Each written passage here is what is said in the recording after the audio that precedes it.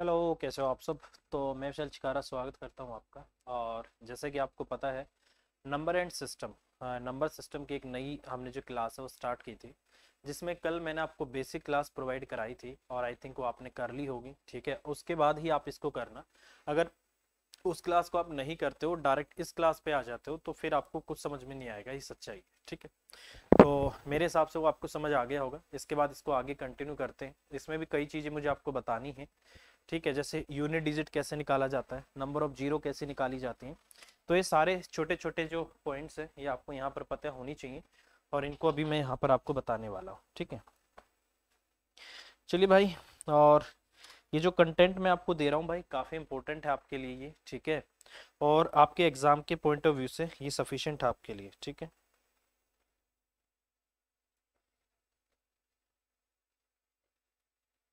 ठीक है, चलिए शुरुआत करते हैं। कल जो हमने कर लिया था उसको देख लेते हैं एक बार। ठीक है, कल जो हम पहुंचे थे, हम भाग के नियम पे पहुंचे थे, और मैंने बोला था भाग के नियम बहुत ही ज़्यादा जरूरी हैं, और भाग के नियम पे आपके क्वेश्चन बहुत आते हैं, और आपकी जो कैलकुलेशन होती है उसमें भी मदद करते हैं। आपके डिविजिबिलिटी रूल, जिसको विभाजकता भी बोल दिया जाता है, वो जो रूल होते हैं आपके काफ़ी काम के होते हैं। ठीक है, दो का मैंने आपको बता दिया था, तीन का बता दिया था, चार का बता दिया था, पांच का बता दिया था, छह का बता दिया था। अब बारी आती है सात की।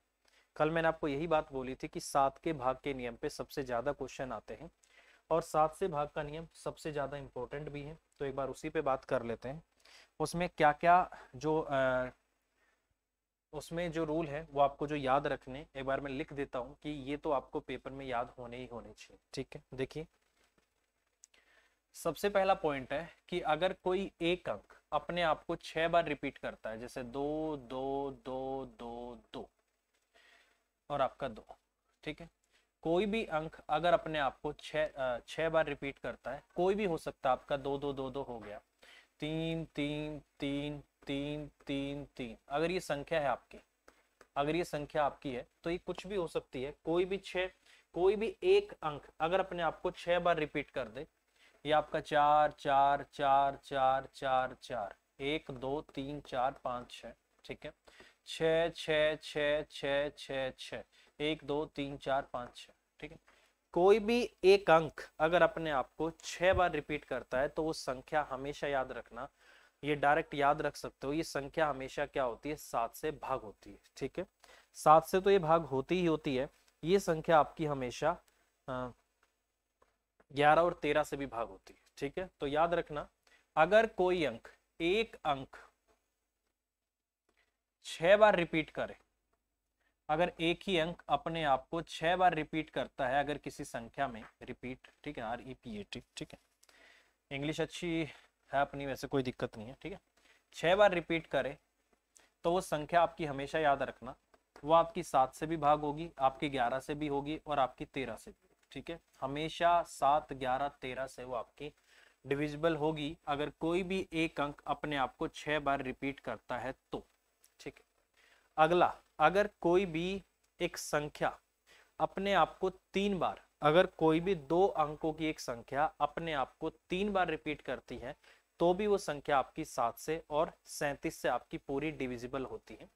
जैसे एग्जाम्पल में लिख देता हूँ। ठीक है, जैसे एग्जाम्पल मैंने ले लिया यहाँ पर आपका एग्जाम्पल, चलो यही ले लेते हैं भाई। ठीक है, जैसे आपका 62, आपका 62 और आपका 62 हो गया। कोई भी दो अंकों की संख्या अपने आप को 3 बार रिपीट करती है। ठीक है, 86, 86, और आपका 86 हो गया। ये अलग अलग मैं इसलिए लिख के दिखा रहा हूँ, ये आपकी पूरी एक संख्या है। ठीक है, और कौन सा ले लें, 86, 86 हो गया आपका, 48, 48 ले लो, 48, 48, आपका 48। तो कोई भी दो अंकों की संख्या अगर अपने आप को 3 बार रिपीट करती है, तो वो संख्या आपकी 7 से हमेशा क्या होती है, भाग होती है, 7 से हमेशा डिविजिबल होती है। ये चीज आपको याद रखनी है। ठीक है, इसके अलावा वो संख्या आपकी 37 से भी क्या होती है, डिविजिबल होती है। ठीक है, तो अगर कोई भी दो अंक की संख्या, दो अंक की संख्या अगर 3 बार रिपीट करे, तो किस किस से भाग होगी, 7 से और 37 से। इससे क्या होगी भाई, भाग होगी। ये आपकी पूरी इनसे भाग होगी, ठीक है। एक तीसरा जो पॉइंट है आपको 7 के बारे में ही आपको याद रखना है, अगर भी कोई 3 अंकों की संख्या अगर अपने आप को 2 बार रिपीट करते, 3 अंकों की संख्या अगर अपने आप को 2 बार रिपीट करते, जैसे आपका 562, 562, ठीक है, 3 अंकों की संख्या अपने आप को 2 बार रिपीट कर दे, ठीक है। और वैसे आप कुछ भी ले सकते हो, बट जो हमने पहले भी पढ़ा रखा है वही बता देता हूं मैं आपको। जैसे 785, 785 हो गया, ठीक है। इसमें क्या करना है, 3 अंक की संख्या, 3 अंक की संख्या 2 बार रिपीट कर जाए, ठीक है भाई, 2 बार अगर रिपीट करे तो वो संख्या आपकी 7 से आपकी पूरी तरीके से क्या हो जाती है, डिविजिबल होती है। और वो संख्या आपकी 11 से भी होती है, 7 और आपका 11, इन दोनों से आपकी क्या होती है, भाग होती है, ठीक है। देखो इसको थोड़ा सा रिवाइज करो। पहला पॉइंट है, अगर कोई भी एक अंक अपने आप को 6 बार रिपीट कर दे तो वो जो संख्या बनेगी वो 7, 11 और 13 सबसे भाग होगी। अगला है, अगर कोई भी 2 अंकों की संख्या अपने आप को 3 बार रिपीट कर दे तो वो संख्या 7 और 37 से भाग होगी। उसके बाद अगर कोई 3 अंक की संख्या अपने आप को 2 बार रिपीट कर दे तो वो संख्या आपकी 7 और 11 से कंप्लीटली क्या होती है, डिविजिबल होती है। ये अलग से मैंने आपको इसलिए लिखवा दिया क्योंकि इसमें आपसे अभी लेटेस्ट में जो क्वेश्चन हुए हैं, किसी भी लेवल का एग्जाम हुआ है, चाहे आपका एसएससी का, सीजीएल का हुआ हो, सीपीयू का हुआ, एमटीएस का हुआ हो, कांस्टेबल का हुआ हो, किसी भी लेवल का हुआ हो, यहाँ से क्वेश्चन आया ही आया है, खास करके इससे आया है। और वो क्यों आया है वो समझ लो, एक बार छोटा सा बात समझ लो, इस पे बहुत क्वेश्चन आते हैं, इस वाले पॉइंट पे, ठीक है। तो बेसिकली होता क्या है, जैसे आपका क्या है 562 और आपका क्या है 562 है, सॉरी, ठीक है, 562 है और आपका क्या है 562, ये मुझे एक संख्या दे दी है, ठीक है। अगर मैं इसको लिखना चाहता हूं तो इसको मैं तोड़ के ऐसे भी लिख सकता हूँ, 562 और इंटू आपका 1000 और प्लस में 562। अगर मैं इसको ऐसे लिखूंगा ना तो भी कोई फर्क नहीं पड़ेगा, एक ही बात है। जैसे 5,62,000 हो जाएगा, उसमें 562 जोड़ूंगा तो 562 ही बन जाएगा, ठीक है, सेम बात है, ठीक है। अब देखो अगर मैं यहाँ से क्या करता हूँ, 562 को मैं कॉमन ले लेता हूँ तो अंदर कितना आ जाएगा आपका, ये आपका 1000 आ गया और प्लस में आपका एक ये आ गया, ठीक है। तो ये आ जाएगा आपका 562 और इंटू आपका कितना आ गया, 1001 आ गया, ठीक है। तो ये इतना बन जाता है। बेसिकली यहाँ से मैं बात बोल सकता हूँ कि ये 1001 का क्या हो गया, मल्टीपल हो गया, ठीक है। तो अब मुझे क्या पता लग गया कि अगर इसके अंदर 1001 आ गया तो आप ध्यान से देखना, ये संख्या आपकी 7 से भी और आपकी 11 से भी दोनों से भाग हो जाएगी। कैसे, 11 99 होगा और 11 फिर 11 एकम 11 हो जाएगा, 7 से करेंगे 7 एकम 7 हो गया, 3 आ गया 30 हो गया, 7 चौक 28, 2 बच गया 21, फिर कट गया। तो बेसिकली अगर ये आपका 7 से 11 से पूरा भाग हो रहा है तो इसके मल्टीपल में तो कुछ भी हो जाए आपको पता लग ही गया, तो इसको किसी से भी मल्टीप्लाई कर दो, वो संख्या आपकी 7 से और 11 से हमेशा कंप्लीटली क्या होगी, आपकी डिविजिबल हो जाएगी, ठीक है। तो ये पॉइंट आपको हमेशा याद रखना है। इसके अलावा आप इसको क्या बोल सकते हो, ये मेरे हिसाब से आपकी 13 से भी डिविजिबल हो जाएगी। 13 से इसको मैं डिवाइड करता हूँ, 13 से आपका 91 आ गया, फिर आपका 13 से क्या आ गया, 91 आ गया। हाँ, ये संख्या आपकी अगर कोई भी 3 अंकों की संख्या अगर अपने आप को 2 बार रिपीट करती है तो इसका मतलब वो 7 से भी हो रही है और वो आपका 11 से भी हो रही है और वो आपका 13 से भी हो रही है। क्यों, क्योंकि यही जब आपका 13 से भाग हो गया तो इसके मल्टीपल में तो आप कुछ भी कर दो वो आपका कंप्लीटली डिविजिबल हो जाएगा, ठीक है। 7, 11, 13 से आपका होगा। अगर कोई संख्या 7, 11, 13 से डिविजिबल है तो बेसिकली आप इन तीनों को जब गुना करोगे ना आपको पता लगेगा इन तीनों का एलसीएम ही ये आता है इनको गुना करने से। तो ये मोस्ट इंपोर्टेंट है, इसलिए मैंने थोड़ा सा आपको हिंट दे दिया कि ऐसा क्यों करते हैं, इसलिए करते हैं, ये बहुत जरूरी है, बहुत ज्यादा जरूरी है, ठीक है। इस पे क्वेश्चन बनते ही बनते हैं, ठीक है। तो कोई भी 3 अंकों की संख्या है, कोई भी हो सकती है और वही 2 बार रिपीट होती है तो वो संख्या 7, 11 और 13 तीनों से हमेशा क्या होगी, आपकी डिविजिबल होगी। ये पॉइंट याद रखना। कैसे क्वेश्चन आता है, ऐसे आएगा, आपको बोल देगा कि यहाँ से 542 दे देगा, यहाँ x, y और आपको z दे देगा। क्वेश्चन कैसे पूछेगा, आपसे पूछेगा या फिर आपको बोलेगा कि ये संख्या 7, 11 और 13 से डिविजिबल है। या फिर इतना बोल देगा कि ये संख्या 11 से डिविजिबल है तो एक्स वाई जेड का मान क्या होगा, ये संख्या 13 से डिविजिबल है एक्स वाई जेड का मान क्या होगा। ये क्वेश्चन अभी लेटेस्ट में आए हैं, तो 2022 की बात कर रहा हूँ, अभी सितंबर 2022 चल रहा है, ठीक है, सब अपडेटेड में हम बात कर रहे हैं, ठीक है, ये पुराना कोर्स आपका नहीं है, ये अभी की बात है सारी, सितंबर 2022 की, ठीक है। तो सितंबर 2022 में लेटेस्ट हम बातें कर रहे हैं। तो मैंने क्या बोला है कि इनसे डिविजिबल होने का मतलब क्या है कि अगर ये यहाँ पर यही तीनों अंक अपने आप को रिपीट कर दें तो ये अपना आपका डिवाइड हो जाएगा, तो इसका मतलब 542 और ये भी आपका 542 होगा, इसका मतलब ये आपका x होगा, ये आपका y होगा और ये आपका क्या होगा z होगा। x y z की जगह पे मैं 542 ले सकता हूँ, तो ये मेरा आंसर आ जाएगा। तो ऑप्शन में अगर आपको 542 मिल गया तो यही आंसर होगा। हो सकता है आपसे ये पूछ लिया जाए तो y क्या हो सकता है, तो ऑप्शन में 4 मिल जाएगा। सिर्फ आपसे पूछ ले z क्या हो, ऑप्शन में 2 मिल जाएगा। सिर्फ x पूछ ले तो ऑप्शन में आपसे 5 मिल जाएगा। तो ये चीज आपको हमेशा याद रखनी है भाई, 7 से रिलेटेड।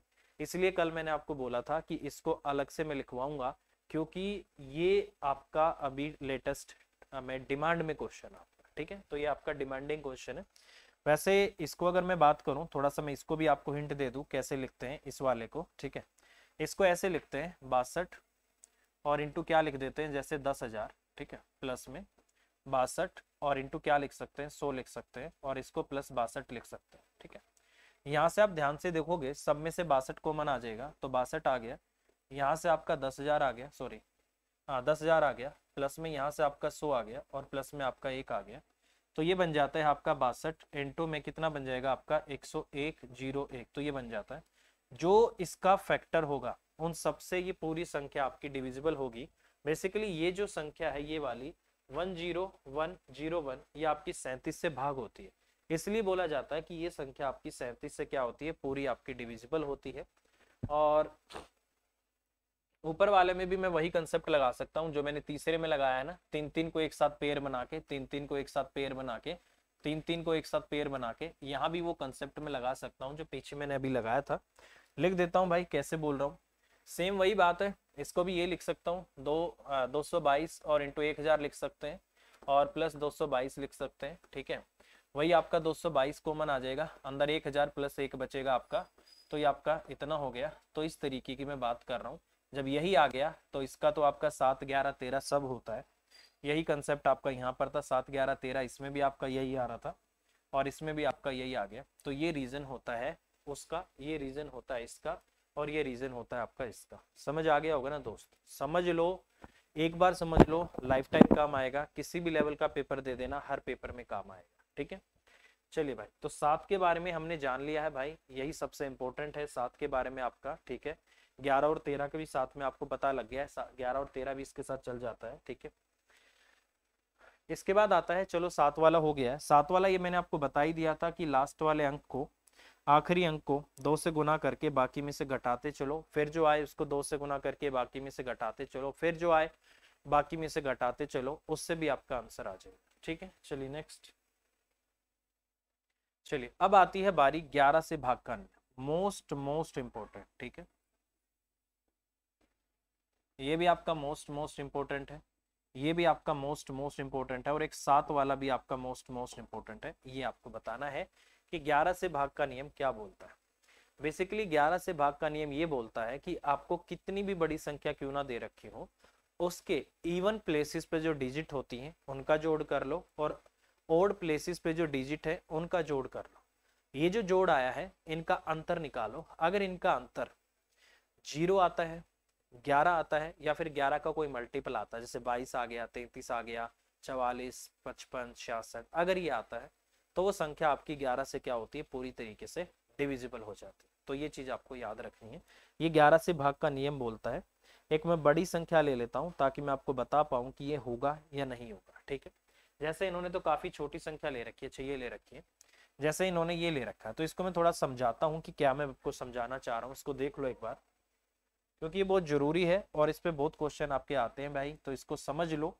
जैसे इन्होंने क्या ले रखा है, 9174 ले रखा है, ठीक है। एग्जाम्पल ले लेते हैं, इसने बोल दिया 9174, क्या ये संख्या आपकी 11 से डिविजिबल है?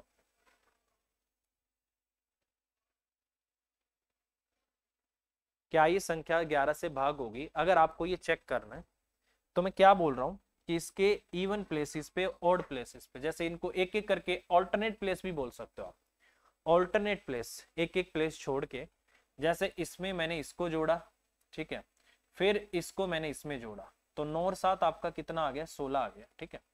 वहां से 4 और 1 आपका 5 आ गया, 4 और 1 आपका 5 आ गया। अगर इनका अंतर या तो 0 हो या 11 हो, या 11 का कोई मल्टीपल आ जाए, 22 आ जाए, 33 आ जाए, 44 आ जाए, 55 आ जाए, मतलब 11 के मल्टीपल में होना चाहिए। अगर ऐसा कुछ आता है तो वो संख्या हमेशा क्या होती है? 11 से डिविजिबल होती है। ये चीज आपको याद रखनी है। सबसे ज्यादा जो क्वेश्चन आते हैं पेपर में वो 11 से और 8 से, 9 से, इन पे आते हैं, ठीक है। जैसे आपको बोल देगा 72, कोई संख्या 72 से डिविजिबल है, अगर इतनी बड़ी वैल्यू आती है तो आप उसको क्या करो? उसके फैक्टर करो। जैसे 8 नहीं 72 हो गया, उसमें 8 का भी नियम काम करना चाहिए, दोनों का, उसमें 8 का भी रूल लगना चाहिए और 9 का भी। अगर दोनों लगेंगे तो ही वो 72 से डिविजिबल है, अगर कोई एक लगेगा तो वो 72 से डिविजिबल नहीं होगा। ये चीज याद रखना, ठीक है। जैसे 6 के केस में मैंने बोला था 2 या 6, तो 2 से भी भाग होना चाहिए उस संख्या को और 3 से भी भाग होना चाहिए, तो ये चीज आपको याद रखना, ठीक है। और इसके अलावा एक एग्जांपल और ले लेता हूँ मैं, 2 ले लेता हूँ बेसिकली, 625, 614, 625 और 614, ठीक है। अच्छा, ये रेड कलर इस पे दिखता है कि नहीं दिखता है? दिखता है, ठीक है। 625, 614, अब इस पे ऑल्टरनेट प्लेस पे जोड़ो, इसको इसमें जोड़ो, फिर इसको इसमें जोड़ो। 6 और 5 11, 11 और 1 आपका 12, 6 प्लस 5 प्लस आपका 1, ये हो गया आपका 12। इनको लो, इसको और इसको, 4 6 10 और 2 आपका 12, ठीक है। और ये आपका 6, सॉरी आगे से लिखता हूँ, 2 प्लस 6 प्लस आपका 4, ये आपका 12 आ गया। अंतर कितना आ गया दोनों का? 0 आ गया, तो इसका मतलब ये संख्या आपकी 11 से डिविजिबल है। इसके अलावा एक लेता हूँ 725 और 1321, ये लेते हैं, 725 है और क्या है आपका 1321 है, इसको लेते हैं, ठीक है। अगर ये मैंने यहाँ से लिया है तो यहाँ पे आपको क्या करना होगा? जोड़ो, इसको इसमें जोड़ो, इसको इसमें जोड़ो और इसको इसमें जोड़ो।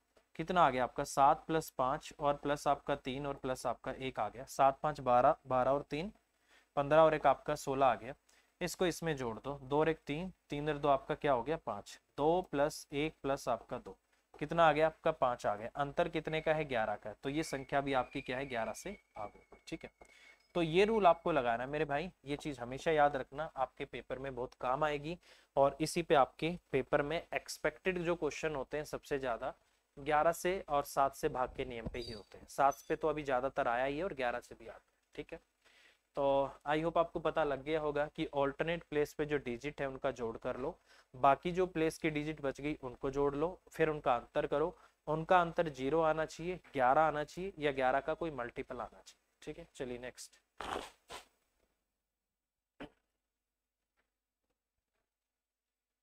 चलिए भाई, अगला एक क्वेश्चन आता है 11 से गुना कैसे करें, ठीक है। 11 से गुना का भी एक रूल होता है, ये भी देख लो भाई। अगर कभी भी कितनी भी बड़ी वैल्यू क्यों ना हो और अगर आपको उसको 11 से गुना करना है, ठीक है, जैसे अगर मैं आपसे बोलूं 33 है, 33 को 11 से गुना करो, तो कैसे करोगे? या तो ये तरीका ये वाला है, इस तरीके से हम कर सकते हैं, जैसे 3 एकम 3 आ गया, 3 एकम 3, 3 एकम 3, 3 3 6 हो गया और 3 एकम 3 आ गया। एक तो ये तरीका है, ठीक है। एक तरीका क्या है, इसको याद रखना, इस एक को इस 3 से गुना करो, आपका 3 आ गया, फिर इन दोनों को जोड़ के लिख दो, 3 और 3 6 आ गया, और फिर इस डिजिट को अकेला रख दो, तो आपका 363 आ गया। ये चाहे कितना भी बड़ा क्यों ना मल्टीपल हो 11 का, मतलब 11 से कितनी भी बड़ी वैल्यू को क्यों ना गुना करना हो, ये प्रोसेस आपका बार बार फॉलो होगा, ठीक है। जैसे मैं आपको बोल देता हूँ 265 है, इसको क्या कर दो? 11 से गुना कर दो, ठीक है। अगर मैं इसको गुना करता हूँ 265 को 11 से, तो बड़ा हो जाएगा थोड़ा सा, चलो लिख देते हैं, 11 पंजे आपका 55 आ गया, 5 आ गया, ठीक है। 11 चिक 66 और 5 71 आ गया, 1 7 आ गया, 11 दूनी 22 और 7 29 आ गया। तो आपका कुछ ऐसे आएगा, ठीक है, यही आना चाहिए। बट जब मैं इसको यहाँ पर करूंगा तो मुझे कैसे करना है वो देखो एक बार, ठीक है। सुनो, 1 को 5 से किया, आपका 5 आ गया, इन दोनों को जोड़ो, कितना हो गया? 6 और 5 11, 1 आ गया, एक कैरी कर लो, ठीक है, कैरी कर लिया, एक आपका कैरी हो गया। उसके बाद इन दोनों को जोड़ो, 6 और 2 8 हो गया, एक कैरी था आपका 9 हो गया। उसके बाद इसको ऐसे कैसा लिख दो तो आपका कितना आ गया 2915 आ गया। ठीक है, तो कितनी भी बड़ी आपकी मल्टीप्लाई क्यों ना हो 11 की, आपको यही प्रोसेस फॉलो करना है।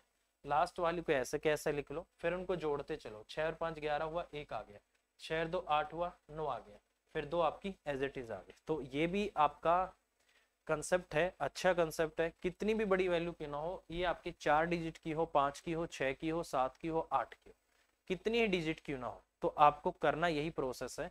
आगे बढ़ते जाना, 2 अंकों को जोड़ते जाना, और जो कैरी आए उसको कैरी करके अगले में जोड़ते रहना, और ये प्रोसेस आपका चलता रहेगा। ठीक है, तो मेरे हिसाब से आपको 11 से गुना करने का नियम भी पता लग गया होगा, ये भी आपका मोस्ट इंपॉर्टेंट है मेरे भाई, तो इस पे भी हमें थोड़ा सा फोकस करना चाहिए और बहुत काम का है। ठीक है, चलिए नेक्स्ट है 12 से भाग का नियम। अगर कोई संख्या, अगर 12 के केस में मैं बात करूं, अगर कोई संख्या 3 और 4 दोनों से भाग होती है, क्योंकि इसका फैक्टर बनेगा 3 चौक 12, अगर कोई संख्या 3 और 4 दोनों से भाग होती है तो ही वो संख्या 12 से डिविजिबल होगी। तो इसमें आपको 3 के भाग का नियम भी लगाना होगा और 4 के भाग का नियम भी लगाना होगा। ठीक है, उसके बाद आता है 13। 13 के लिए आपको क्या करना है, ठीक, 13 के लिए आपको क्या करना है, यहाँ से आखिरी जो संख्या है ना, जैसे 7 वाले में क्या करना था, जैसे 143 है, उसमें क्या करना था, आखिरी अंक को 2 से गुना करना था। इसको क्या करना है, आखिरी अंक को 4 से गुना करना है, और बाकी जो बचेगा उसमें जोड़ देना है, वहां पर माइनस करना था, इसमें जोड़ देना है।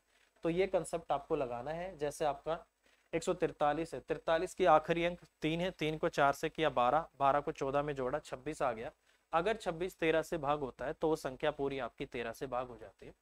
14 से अगर कोई भी संख्या 2 और 7 दोनों से भाग होती है तो ही वो संख्या क्या होगी, आपकी 14 से भाग होगी।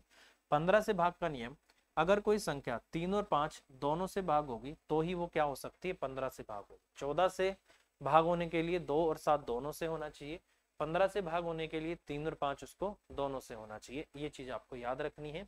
13 से आखिरी अंक को 4 से गुना करके बाकी जो बचे उसमें जोड़ते चलो, जब तक जो इसको करते रहो जब तक आपका 13 से भाग होने वाली वैल्यू नहीं आ जाती। ठीक है, और इसके अलावा 13 से भाग का नियम एक और भी होता है, उस पर क्वेश्चन कम आते हैं। उसमें पीछे की जो 3 वैल्यूज होती हैं बाकी में से घटा देते हैं, डिफरेंस निकालते हैं, 13 से भाग होगा कि नहीं होगा, वो कंसेप्ट भी लगा सकते हैं। ठीक है, अगला है 16। कोई भी संख्या जिसके अंतिम 4 अंकों में, देखो 2 के केस में आखिरी का अंक था, 4 के केस में पीछे के 2 अंक थे, 3 के केस में पीछे के 3 अंक थे, सॉरी 8 के केस में पीछे के 3 अंक थे, 16 के केस में पीछे के 4 अंक, अगर जिसके अंतिम 4 अंकों से निर्मित संख्या अगर 16 से भाग होती है तो इसका मतलब वो पूरी की पूरी संख्या आपकी 16 से भाग होती है। अगर मैं एग्जाम्पल की बात करता हूं तो 1920 जैसे आपको चेक करना है, जैसे आपका संख्या होगी 34,000 3,41,920 हो गई, तो इसको आपको कुछ नहीं करना, 16 से भाग करके आखिरी के 4 अंक देखने। अगर ये 16 से भाग होता है तो इसका मतलब पूरी की पूरी संख्या आपकी 16 से भाग हो जाती है, तो ये चीज याद रखना। उसके बाद आता है 17 से भाग।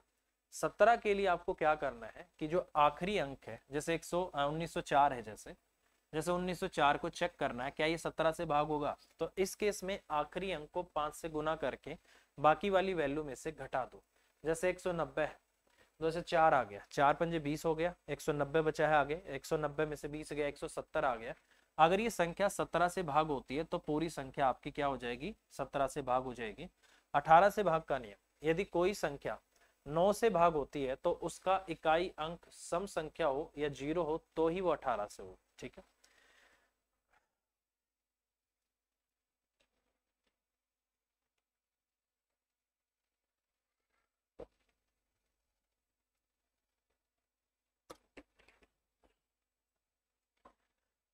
ठीक है भाई, तो करते हैं इसको आगे।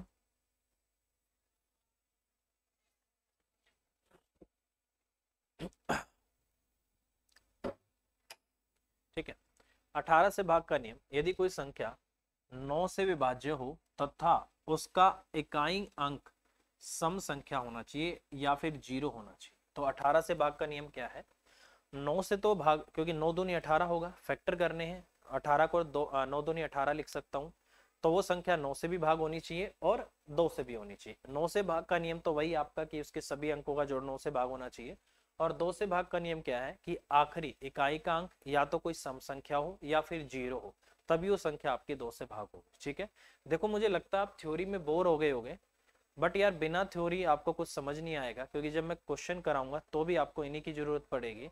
तो भाई ये बहुत जरूरी है, इसके बिना बात बनेगी ही नहीं। ये सारी चीजें सीखोगे तभी आपको मैथ में कॉन्फिडेंस आएगा। ठीक है, अगला है 19 के लिए। 19 के केस में क्या करना है आपको, जैसे 361 आपको दे रखा है, इस केस में आखिरी संख्या को 2 से गुना करना और बाकी में जोड़ना है। 7 वाले केस में क्या करना था कि आखिरी संख्या को 2 से गुना करना था, बाकी में से घटाना था। 19 के केस में आपको आखिरी संख्या को 2 से गुना करना है और बाकी के में जोड़ना है, और आपका वहां से आंसर आ जाएगा। तो ये चीज आपको समझनी होगी। ठीक है, तो इस तरीके से हम इसको करेंगे। तो 19 से भाग का नियम आपका ये बोलता है। ठीक है भाई, तो ये हो गए आपके डिविजिबिलिटी रूल, जिसको बोलते हैं विभाजकता के नियम, भाग का नियम भी आप इसको बोल सकते हो। तो ये आपको पता होना चाहिए। ठीक है, एक बार मैं फिर आपको थोड़ा सा रिवाइज करा देता हूँ जल्दी से। ठीक है, जैसे 10 के केस में हमने कर लिया, 11 के केस में हमने कर लिया, 7 के केस में ये याद रखना 7 के केस में, उसके बाद 13 के केस में क्या करना है 17, अच्छा 13 के केस में आखिरी अंक को 4 से गुना करके बाकी में जोड़ना है। 7 के केस में क्या था, आखिरी को 2 से गुना करके बाकी से घटाना था। 7 के बाद 13 आएगा। ठीक है, 13 के केस में आखिरी अंक को 4 से गुना करना था और जोड़ना था। 17 के केस में क्या करना है, आखिरी को 5 से गुना करना, सॉरी आखिरी को 5 से गुना करना है, बाकी में से घटा देना है। और 19 के केस में आपका 7 का उल्टा है।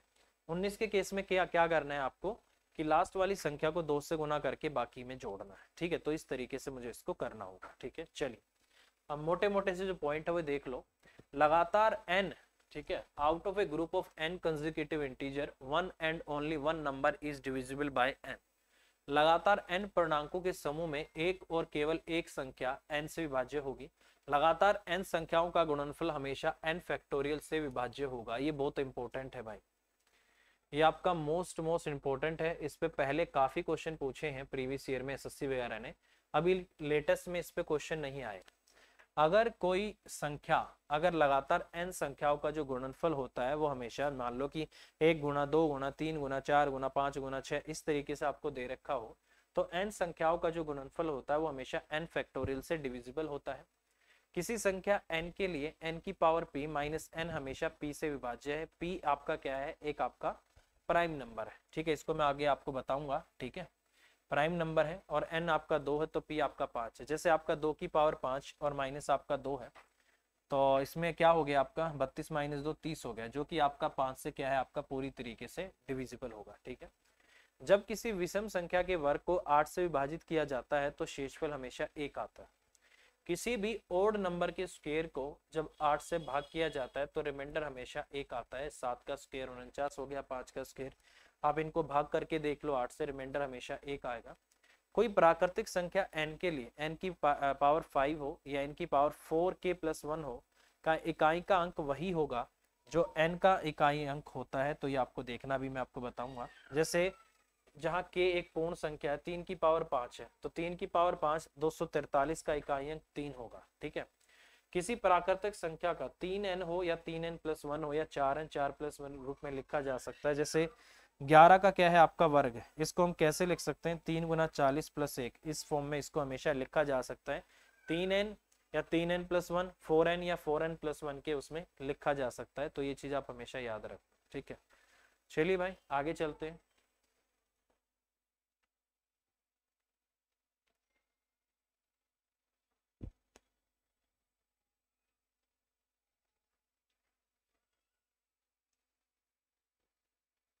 चलिए भाई, ये अभी इतने इतने काम के हैं नहीं, वैसे इनको क्वेश्चन में जाके ही आपको समझना पड़ेगा, क्वेश्चन के थ्रू ही आपको समझाना पड़ेगा। ठीक है, वैसे समझ में नहीं आएंगे। ठीक है, और इसके बाद कुछ और, ये भी किसी काम, अच्छा इस पे भी बहुत, चलो छोड़ो ये भी नहीं आता।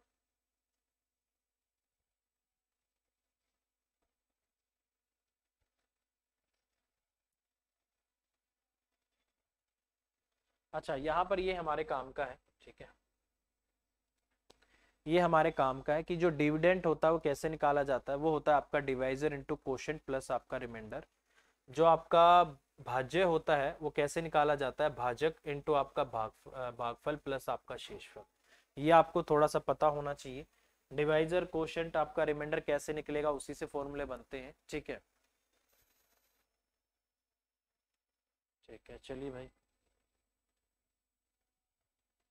हाँ ये थोड़ा सा है आपके काम का है, यहाँ से स्पेशल रूल फॉर आपका रिमाइंडर कैलकुलेशन, ठीक है।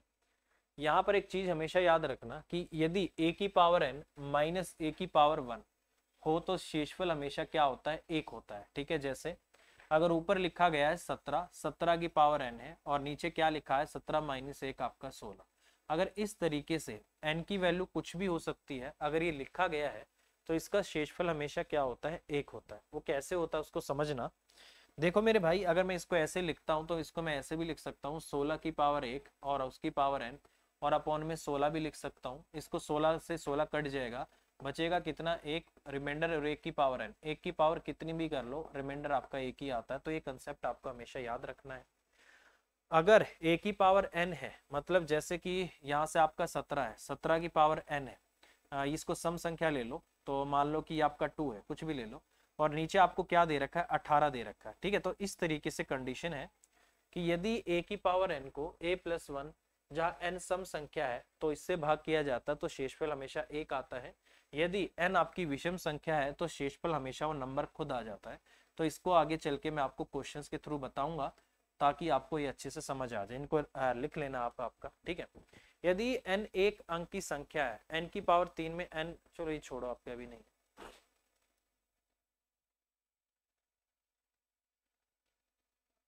ठीक है। अच्छा अभी कुछ पॉइंट आपके नहीं आए, इसका मतलब यहाँ पर मुझे बात करनी थी, ठीक है।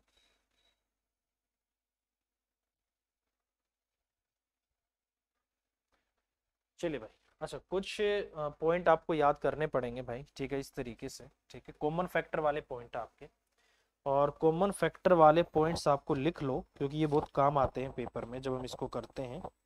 इसमें हमने ऐड नहीं किया है, इसको मैं आपको एक्स्ट्रा करवाने वाला हूँ अभी, ठीक है।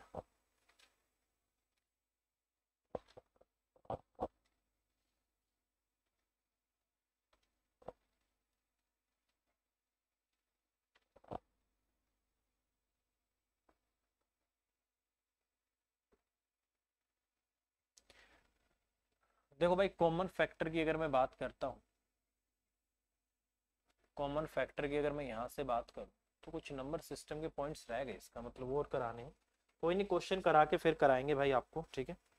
अगर x की पावर आपको n दे रखी है और माइनस में a की पावर अगर आपकी n है, तो इसका जो कॉमन फैक्टर होता है हमेशा याद रखना, इसका कॉमन फैक्टर क्या होता है आपका x माइनस आपका क्या होता है, a होता है, ठीक है। n यहाँ पर आपकी क्या है, ओड संख्या है, n क्या है आपका, ओड नंबर है। तो इस केस में ये आपका क्या होता है, इसका कॉमन फैक्टर होता है। क्या होता है, इसका कॉमन फैक्टर होता है। तो ये चीज आपको हमेशा याद रखनी है, ठीक है। और अगर इवन होता है तो फिर आपके दोनों आ जाते हैं। तो ये कॉमन फैक्टर वाला रूल आपको लगाना होगा, ठीक है। इसके कुछ पॉइंट्स मुझे लग रहा है रह गए हैं, एक बार उसको भी मैं लिखवा देता हूँ, ठीक है, थोड़ा सा टाइम लगेगा, ठीक है।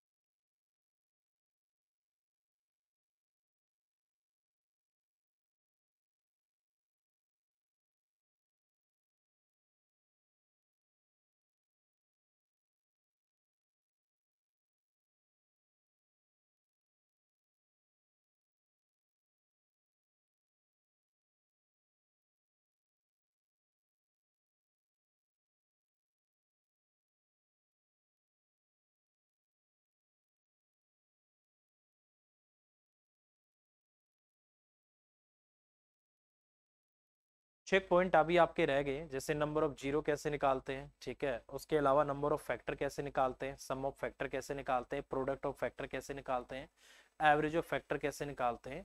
और उससे पहले मैं आपको बता देता हूँ कुछ कंसेप्ट और हैं, जैसे इकाइकांक कैसे निकालते हैं, नंबर ऑफ जीरो कैसे निकालते हैं, तो उस पर भी एक बार बात कर लेते हैं, फिर उसके बाद क्वेश्चन करेंगे, ठीक है। ये कॉमन फैक्टर वाला ये कंसेप्ट है, इसमें 2-3 और बनते हैं, ठीक है, एक्स की पावर एन माइनस ए की पावर या प्लस में एक्स की पावर एन प्लस में ए की पावर एन हो तो उसका फैक्टर आता है एक्स प्लस ए आता है। अगर यहाँ पावर इवन होती तो दो फैक्टर आ जाते हैं, क्योंकि फॉर्मूला बन जाता है ए का स्क्वायर माइनस आपका बी का स्क्वायर, तो उस पर भी हम बात करेंगे, ठीक है। उससे पहले मैं देख लेता हूँ यहाँ पर कि अगर मुझे कभी भी निकालना हो इकाइकांक यूनिट डिजिट इकाई अंक मुझे निकालना होता है, तो उस पर अगर हम बात करें तो उसको कैसे करें, ठीक है। देखिए, अगर मैं बात करता हूँ एक की पावर एक कर लो आपका एक आएगा, एक की पावर आप दो कर लो आपका एक आएगा, एक की पावर आप तीन कर लो आपका एक आएगा, एक की पावर आप चार कर लो आपका एक आएगा। बेसिकली एक ऐसी संख्या है जिसकी कितनी भी पावर क्यों ना कर लो, आप हमेशा उसका इकाइकांक क्या आएगा, एक आएगा, ठीक है। तो एक के केस में कितनी भी पावर क्यों ना की जाए, इकाइकांक हमेशा क्या आएगा, एक आएगा। ये चीज आपको हमेशा याद रखनी पड़ेगी, ठीक है। उसके बाद अगर मैं बात करता हूँ, दो की पावर एक आपका दो होता है, दो की पावर दो अगर मैं करूं तो चार होता है, दो की पावर तीन करते हैं तो आठ होता है, दो की पावर चार करें तो आपका 16 आता है, दो की पावर पांच करने से आपका 32 आता है, ठीक है। तो ये आपका इतना आ गया, ठीक है। तो यहां से अगर मैं बात करूं, दो की बात कर ली, उसके बाद तीन आ गया, तीन की पावर एक आपका तीन होता है, तीन की पावर आपका दो आपका 9 होता है, तीन की पावर तीन आपका 27 होता है, तीन की पावर चार आपका 81 होता है, तीन की पावर पांच आपका 243 होता है, ठीक है। कितना होता है, 243। चार की पावर एक आपका चार होता है, चार की पावर दो आपका 16 होता है, चार की पावर तीन आपका 64 होता है, चार की पावर चार की पावर चार आपका 256 होता है। अगर मैं चार की पावर पांच करता हूं तो ये आपका 1024 आ जाता है, ठीक है। पांच की बात करते हैं तो पांच की पावर एक करने से आपका पांच आता है, पांच की पावर दो करने से आपका 25 आता है, पांच की पावर तीन करने से आपका 125 आता है, ठीक है। तो इसका मतलब यहीं तक काम चला देते हैं, ठीक है। पांच हो गया, उसके बाद थोड़ा सा और एक लाइन लगा लेते हैं, ठीक है, ये आ गया आपका, ठीक है। अब हम बात करते हैं छह की, यहीं पर कर लेते हैं छह की। छह की पावर एक कर दो छह आएगा, छह की पावर दो कर दो 36 आएगा, छह की पावर तीन कर दो 216 आएगा, कोई फर्क नहीं पड़ रहा। सात की पावर एक कर दो सात आएगा, सात की पावर दो कर दो 49 आएगा, सात की पावर तीन कर दो 343 आ जाएगा, ठीक है। सात की पावर चार कर दो आई थिंक 2197 आ जाएगा आपका, ठीक है। इतना आ गया, या कुछ और आता है, एक सेकंड रुको, लास्ट में मतलब आपका सात ही आना चाहिए, ठीक है। तो सात की पावर अगर पाँच करता हूँ तो फिर से आपका 9 आ जाता है, ठीक है। सात की पावर ये आपका सात या 21, सॉरी यहाँ से वन आएगा, आपका कितना आएगा, वन आएगा, नहीं नहीं वो तो 2197 किसी और का था। सात या आपका 21 आएगा तो एक आ जाएगा, सात की पावर पाँच कर दो लास्ट में फिर सात आ जाएगा, ठीक है। आठ की पावर की बात करता हूँ, आठ की पावर आठ एक करने से एक आता है, आठ की पावर दो करने से आपका 64 आता है, आठ की पावर तीन करने से लास्ट में आठ चौक 32 आपका दो आ जाएगा 512 आता है, आठ की पावर चार करने से आपका यहाँ से आठ दूनी 16 आ जाएगा, आठ की पावर पाँच करने से आठ छिक आपका 48, सिर्फ इकाई के अंक की बात कर रहा हूँ, आपका इतना, ठीक है। देखो लो यहाँ पर, चलो 9 की ओर बात आ कि 9 रह गया, उसको भी ले ही लेते हैं। 9 की पावर एक आपका 9 होता है, 9 की पावर दो आपका 81 होता है, 9 की पावर तीन आपका 729 होता है, 9 की पावर जो चार होता है लास्ट में फिर एक आता है, 9 की पावर पाँच करने से फिर लास्ट में आपका 9 आता है, ठीक है। तो यहाँ पर मोटा मोटा जो आपको याद रखना है वो क्या याद रखना है मेरे भाई, ठीक है, वो देख लो एक बार, बहुत जरूरी जो चीजें हैं वही मैं आपको यहाँ पर बता रहा हूँ। तो इकाई के अंक पे क्वेश्चन आता है कि इनमें इकाई का अंक क्या होगा, इसमें इकाई का अंक क्या होगा। अब ध्यान से देखना, एक ऐसी वैल्यू है उसकी कितनी भी पावर क्यों ना कर लो, उसका इकाई का अंक हमेशा क्या होता है, एक होता है। दो जो होता है, दो का जो आपका इकाई का अंक होता है वो अपने आप को चार पावर के बाद रिपीट करना स्टार्ट कर देता है। तो कभी भी अगर इस चार से ज्यादा पावर है तो आपको क्या करना है, उस पावर को चार से डिवाइड करना है, और जो रिमाइंडर आएगा उस इकाई के अंक को उसी पावर कर देना, उससे आपको पता लग जाएगा यहाँ से इकाई का अंक कितना आएगा, ठीक है। तीन की भी जो साइक्लिसिटी इसको बोला जाता है, जहां से रिपीट करना स्टार्ट करता है, तो इसकी भी साइक्लिसिटी कितनी है, चार। 4 के बाद, 4 पावर के बाद देखो फिर से 3 आ गया, 4 के बाद ये क्या करेगा, अपने आप को रिपीट करना स्टार्ट कर देता है। ठीक है, ये 2 के केस में भी, इसमें तो हमेशा एक ही आता है, इसमें भी 4 के बाद अपने आप को रिपीट करना शुरू कर देता है, 4 के बाद रिपीट अपना स्टार्ट कर देता है। तो कभी भी पावर बहुत बड़ी आती है तो उस पावर को 4 से भाग करते हैं, इसमें भी पावर को 4 से भाग करते हैं। इसमें देखना, अगर पावर आपकी ओड है, अगर पावर आपकी ओड है तो आपका 4 आएगा, अगर पावर आपकी इवन है तो आपका इकाइंकांक 6 आएगा। फिर देख लो, अगर ओड है तो 4 है, इवन है 6 है, ओड है 4 है, बस यही चलेगा इसमें। 4 के केस में यही चलता है कि अगर 4 की पावर ओड है तो इकाइंकांक आपका 4 ही आएगा, अगर 4 की पावर इवन है तो इकाइंकांक आपका 6 आएगा। ये इसमें यही आपको याद करना है। 5 1 हो गया, 5 हो गया और 6 हो गया, ये 3 अंक ऐसे हैं, इनकी कितनी भी पावर क्यों ना कर लो, आपका इकाइंकांक वो नंबर खुद आता है। ठीक है, उसके बाद 7 आता है, 7 के केस में भी पावर जो होती है 4 के बाद रिपीट करती है, सॉरी इकाइंकांक जो होता है 4 के बाद रिपीट करता है, तो कितनी भी बड़ी पावर क्यों ना हो उसको 4 से डिवाइड करके हमें ये देख लेना कि हर 4 के बाद तो ये आना ही आना है। तो 4 से डिवाइड करके जो रिमाइंडर आता है उससे उस रिमाइंडर को उसके इकाई के अंक की पावर कर देते हैं, पावर करने से जो आपका आता है वही आंसर आ जाता है। ठीक है, 8 के केस में भी क्या होता है, इसमें भी 4 के बाद रिपीट करता है। ठीक है, इसमें भी 4 के बाद रिपीट करता है तो पावर को 4 से भाग करना है। 9 के केस में वही कंसेप्ट लगेगा जो 4 के में लगा है, अगर पावर ओड है तो इकाइंकांक 9 होगा, अगर पावर इवन है तो इकाइंकांक 1 होगा, पावर ओड है इकाइंकांक 9 होगा, पावर इवन है तो इकाइंकांक आपका 1 होगा। ठीक है, तो ये चीज आपको हमेशा याद रखनी है भाई। ठीक है, तो इस तरीके से हमें क्वेश्चन करना है। ठीक है,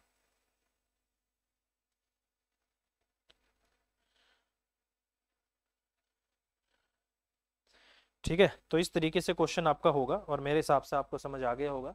तो इकाई के अंक पे अगर आपके क्वेश्चन आ जाते हैं तो ऐसे करना है। ठीक है, इसके अलावा एक छोटा सा पॉइंट जो आपको याद रखना है, हमेशा याद रखना, अगर इकाई का अंक आपको निकालना हो और वैल्यूज अगर मल्टीप्लाई में होती है तो एक चीज हमेशा याद रखना, अगर कोई भी इवन नंबर आ गया, ठीक है, कोई भी इवन नंबर आ जाए आपका लास्ट में और एक बार 5 आ जाए तो आपका इकाई का अंक हमेशा 0 आएगा, ये याद रखना अगर मल्टीप्लाई में है तो। ठीक है, क्योंकि किसी भी इवन नंबर की पावर करने से उसका इकाइंकांक इवन ही आ रहा है, आप चेक कर सकते हो, किसी भी इवन नंबर की पावर करने से इकाइंकांक आपका इवन ही आ रहा है, ये चीज आप हमेशा याद रखना। मोस्ट इंपॉर्टेंट पॉइंट है, अगर मल्टीप्लाई में है, बहुत बड़े बड़े क्वेश्चन दे दिए जाते हैं, उसमें सिर्फ जो मेरा ध्यान रहेगा वो इसी बात पे रहेगा कि 5 है, अच्छा अगर 5 है तो कोई इवन नंबर है, जैसे इवन नंबर दिखा इकाइंकांक 0 आएगा। ठीक है, ये चीज आप हमेशा याद रखें। ठीक है, चलिए ये इकाई के अंक पे हमने बात कर ली। इसके बाद आता है एक आपका जिसको बोला जाता है नंबर ऑफ जीरोस कैसे निकलती। ठीक है, अगर किन्हीं वैल्यूज को आपस में मल्टीप्लाई किया जाता है तो आपसे पूछा जाता है कि इसमें नंबर ऑफ जीरोस कितनी हो सकती है। ठीक है, कोई इश्यू नहीं, अगर आपको कभी भी नंबर ऑफ जीरो काउंट करनी है तो हमेशा याद रखना मेरे भाई, जीरो लाने के लिए 2 अंकों का एक साथ में आना जरूरी है। वो कौन कौन है आपका, 5 इंटू आपका 2, जब तक 5 और 2 पेयर नहीं बनाएंगे आपका 0 आ ही नहीं सकता। जब तक 5 और 2 जब तक एक साथ नहीं आएंगे आपका 0 आ ही नहीं सकता। तो 0 लाने के लिए 5 और 2 को पेयर में आना जरूरी है। जब भी आपसे पूछा जाता है कि नंबर ऑफ 0 कितनी होंगी तो उस केस में हमेशा याद रखना, हमें ये काउंट करना है कि इसके अंदर 5 कितने हैं, इसके अंदर 2 कितने हैं। अगर 5 ज्यादा है और 2 कम है तो जो कम वाली वैल्यू होती है उतनी ही 0 आती है, ये चीज आपको हमेशा याद रखें। ठीक है, जैसे कैसे करेंगे इसको, जैसे अगर कोई मुझसे ये पूछ लेता है मेरे भाई कि 1 गुना 2 गुना 3 गुना आपका 4 और गुना आपका, ऐसे करते करते करते गुना में आपका क्या है 100 है। अगर मुझसे कोई ये पूछ ले इसमें नंबर ऑफ 0 कितनी है तो आपको क्या करना है, लास्ट वाला जो है आपका 100 उसको उठा के, जैसे अगर मैं यहाँ से बात करूं, अब आपको डाउट ये रहेगा कि सर इसमें 2 काउंट करे कि 5 काउंट करे। अब आप खुद देखो, इसमें 1 से लेकर 100 तक कितनी इवन संख्याएं आएंगी आपकी, 50 इवन संख्याएं आ जाएंगी। और 50 इवन संख्या का मतलब होता है कि 2 50 बार आ गया, क्योंकि हर संख्या 2 का मल्टीपल होगी। ठीक है, तो इसका मतलब यहाँ पर जो 2 आएगा वो ज्यादा बार आएगा। तो इस केस में हमें क्या करना होता है, जिसके आने की टेंडेंसी कम होती है उससे डिवाइड करना चाहिए। मुझे पता है इसमें 5 कम बार आएगा, तो मैं 5 से इसको डिवाइड करना स्टार्ट कर देता हूँ। 5 दूनी आपका कितना आ गया, 10 आ गया। यहाँ पर जो आपको लेना है डिवाइजर को लेना है, यहाँ पर आपको सॉरी कोशेंट को लेना है। यहाँ पर हमेशा आपको कोशेंट को लेना है। जैसे 20 आ गया, 5 से मैं 20 को 4 पर लेके जाऊंगा, आपका 4 आ जाएगा। इनको आपको क्या कर लेना है, जोड़ लेना है। कितना आ गया, 20 प्लस में आपका 4 आ गया। तो इसका मतलब यहाँ पर आपकी नंबर ऑफ जीरो कितनी आएंगी, 24 आएंगी। ठीक है, तो नंबर ऑफ जीरो इसमें कितनी आएंगी, आपकी 24 आएंगी। तो 24 आपके क्वेश्चन का आंसर आ जाएगा। इस तरीके से सिर्फ और सिर्फ 5 और 2 ही ऐसे हैं जो मिलके जीरो लेके आ सकते हैं। तो उस केस में हमेशा आपको कोशिश करनी है, बस आपको ये पता लग जाए कि इसमें 5 कितनी बार आ रहा है और 2 कितनी बार आ रहा है।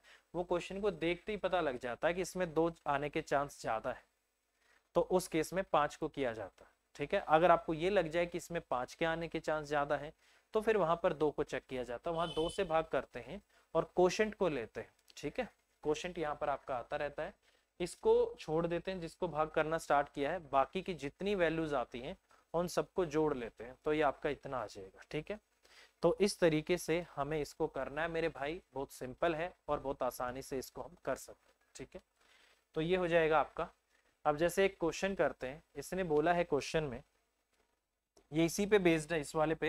ये मैंने आपका जो लिखा है ना कि अगर x की पावर n माइनस ए की पावर n है, मतलब पावर सेम होनी चाहिए, उस केस में इसका एक कॉमन फैक्टर आता है x माइनस ए होता है। कॉमन फैक्टर का मतलब होता है कि ये संख्या x माइनस ए से क्या होगी, आपकी कंप्लीटली डिविजिबल होगी। ठीक है, तो उसी के लिए कंसेप्ट आपका, जैसे मैंने ये क्वेश्चन देखा है तो मेरे को याद आ गया।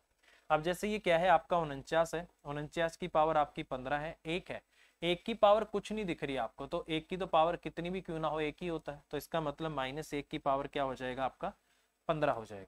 इसका मतलब इसका एक कॉमन फैक्टर कितना आएगा, वो आएगा आपका 49 माइनस आपका एक आ गया, मतलब आपका कितना आ गया, 48 आ गया। अब बोलोगे सर 48 तो है ही नहीं ऑप्शन में। अगर ये ऑप्शन में अगर ऑप्शन में 48 नहीं है, तो ये चीज हमेशा याद रखना, इसका कोई फैक्टर होगा, वही आपका आंसर हो सकता है। इनमें कौन सी ऐसी ऑप्शन है जो 48 को भाग कर सकती है। आपने बोला सर 8 एक ऐसी ऑप्शन है जो इसको भाग कर सकती है, तो 8 आपके क्वेश्चन का आंसर आ जाएगा, क्योंकि इसका एक कॉमन फैक्टर 48 आएगा और यही आपका 8 इंटू 6 बन सकता है। तो जब कोई संख्या, ये संख्या अगर 48 से डिविजिबल है, इसका मतलब पता है क्या, ये संख्या 48 से डिविजिबल है।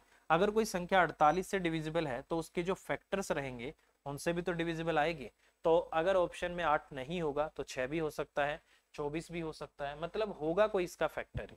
ठीक है, तो ये चीज आपको हमेशा याद रखनी है। तो इस तरीके से ये आपके क्वेश्चन का आंसर आ जाएगा।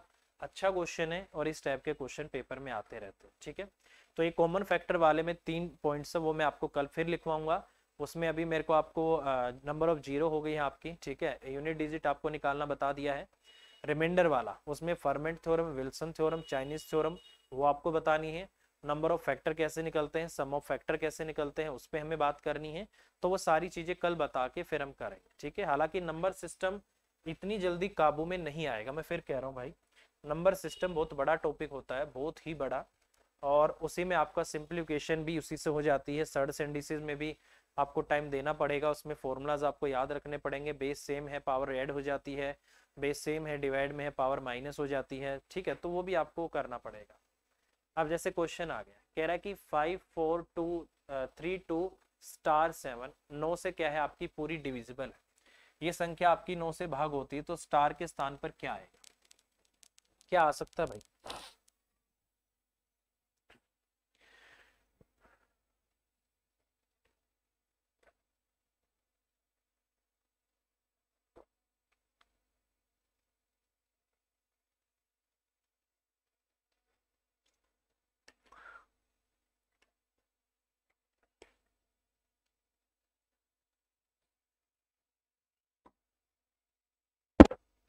ठीक है, तो कह रहा है कि 9 के स्थान पर क्या आएगा। ठीक है, देखो इसको अगर मुझे करना है तो क्या आपको पता है 9 से भाग का नियम क्या बोलता है। 9 से भाग का नियम बोलता है कि कोई भी संख्या कितनी भी बड़ी क्यों ना हो, अगर उसके सभी अंकों का जोड़ अगर 9 से भाग होता है तो वो संख्या आपकी 9 से भाग हो सकती है। तो मुझे क्या करना है, जोड़ना ही तो है।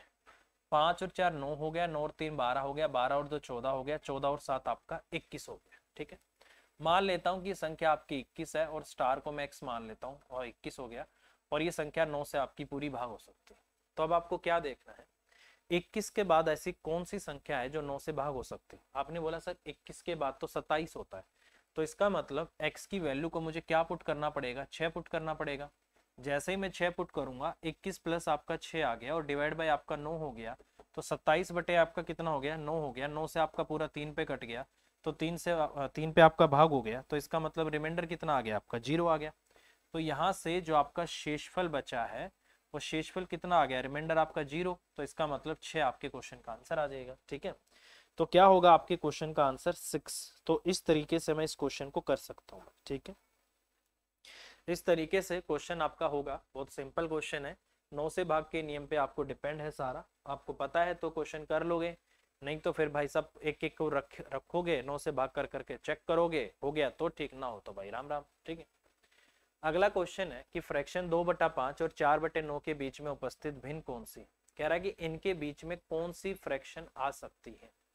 इसको करने का एक ही आसान तरीका है, आप इनको डिवाइड कर लो और डिवाइड करके देखो कि डेसिमल में कितना आ रहा है। जो भी आंसर होगा डेसिमल में इसके बीच में ही रहना चाहिए।